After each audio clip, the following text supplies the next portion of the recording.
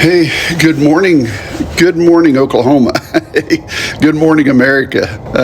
I won't take that away from Robin Williams. He did such a wonderful job on that. But hey, welcome to Coffee with Kevin. It's just about 5 o'clock this morning, and as I look out the window and walk outside here to pick up the newspaper, I'm reminded again how much America wakes up before politicians ever start talking. You know, people already are heading to work. Trucks are already on the road. Off in the distance, I can hear a train going by, which you would think I would like to hear that because I spent so many years on that, but sometimes that causes a little bit of, uneasiness, thinking that, oh my God, I got to go back to work. Hey, for 43 years, I looked out the window of a locomotive, watching the country wake up almost every single day. I remember so many years, so many times, thousands and thousands of times, working all night long and watching America wake up. And one thing I learned about railroading is this: you don't take a train onto a mountain grade without knowing how you're going to go down the other side. I remember my first time taking a train west out of Evanston, Wyoming, going down the mountain to Ogden, Utah, and seeing the beauty of the mountains of the Wasatch, but also the fear of knowing that this is going to be a 30 plus mile grade going down all the way to Ogden. And I needed to know exactly how to do it, and my training kicked in. But right now it looks like the United States government drove a train straight into a mountain, and they don't have a plan on how to take it down the other side of the hill, down the mountain. So let's dig into this.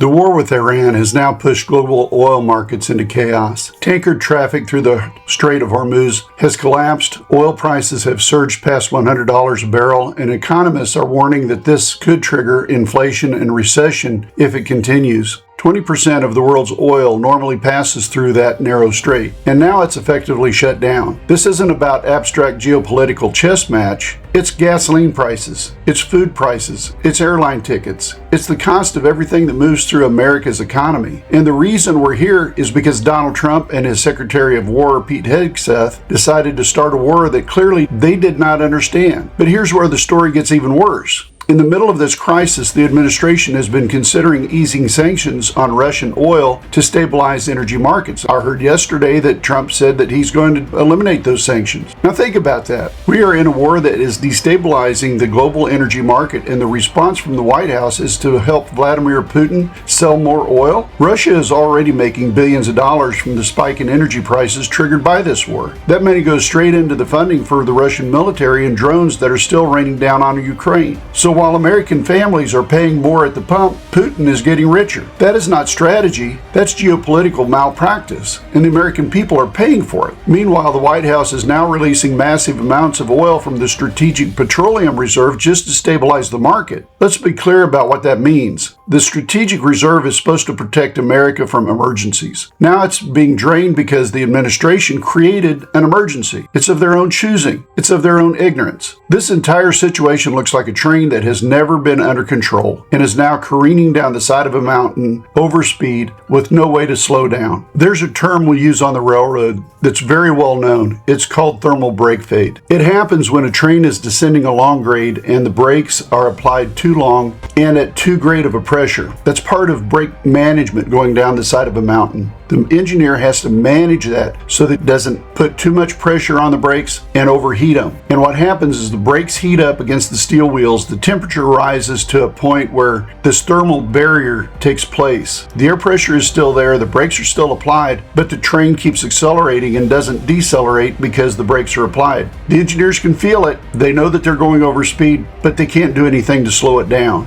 Gravity is winning. That's exactly what the American economy feels like right now. We're going down the steepest part of the mountain and there's no brakes on. The administration launched a war into Iran without understanding the consequences of the global energy system. Now the oil markets are in chaos, shipping lanes are unstable, and the energy prices are climbing again. In railroading, it's a phrase that we use called "we're losing the hill." It's when we're going down the mountain and we lose control of the train, gravity takes over, and we're about to cause a wreck. That's what this war is starting to look like.